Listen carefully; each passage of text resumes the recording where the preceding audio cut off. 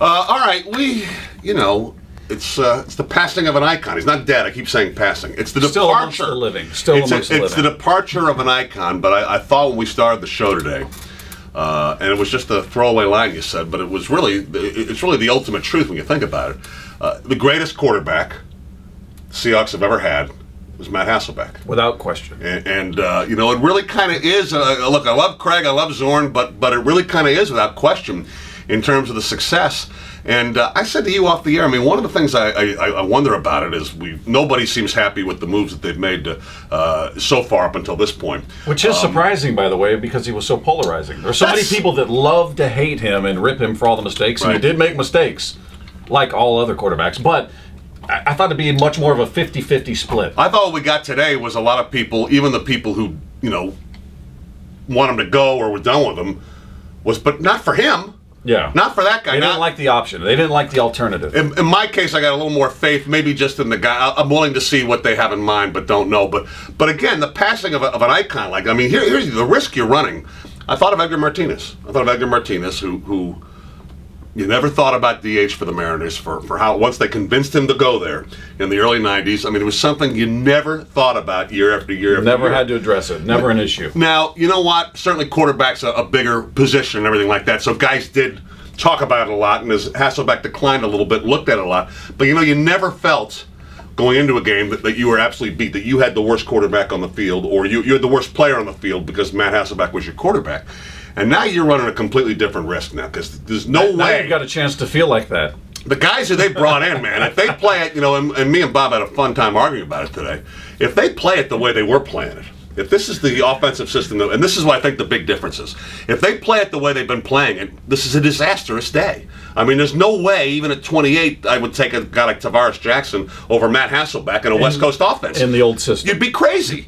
Okay, so they're really going to run the ball, so it's really going to be close to the vest. You're really going to try not to turn it over, so you're really going to go against the grain in the NFL now. So we're going back to Chuck Knox. And try and play, 3 yards in a cloud of dust. All right, Chuck Knox, play that kind of football. If that's what you're really going to do, then maybe they have their guy, because you're not relying on the quarterback. Maybe they do.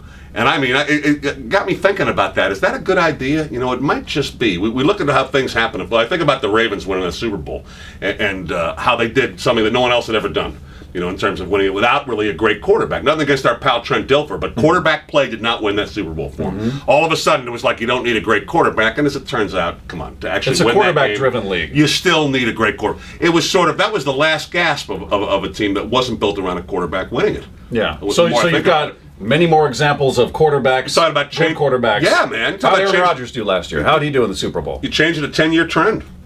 I don't think they're changing any trend. I don't think any trend is going to be changed with this move. All right, now we saw Sidney Rice come in. This is my question for you and for everyone as we get out of here. We saw the talks about Sidney Rice.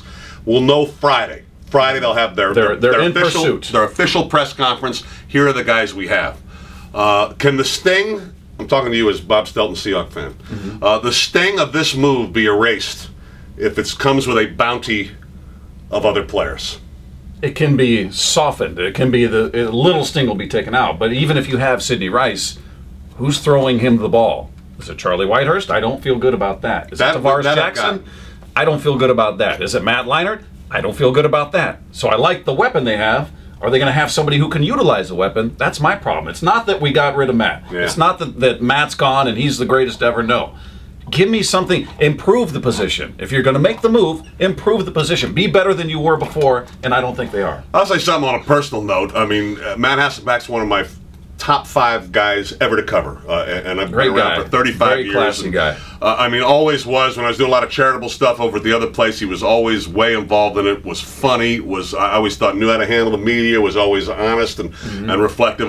It's a big loss. It's a huge culture change for the Seahawks in that building to lose a guy. Remember, Hasselbeck had the crap boot out of him when he was first here. Yeah, when they were playing out in Husky Stadium. Yeah. Even brought in Dilfer, who actually replaced him for a while. He kind of saw it all here and eventually won everyone over and was such a great guy that I'm a little worried about the loss, quote unquote, use a baseball term, in the clubhouse. because he was a hell of a man. Well, he's the one that organized all the off-season workouts when the whole strike or the whole lockout was going on. The only ones they had. Who was the one that pulled it all together? Who was the team leader? Who was every guy we talked to, whether it was Golden Tate, Michael Robinson, everybody looked at that guy as their leader. He had the respect of that entire locker room. And I don't think you can undervalue or understate how much that means to a team. And he has the playbook, too. He also has the playbook. That could be a problem.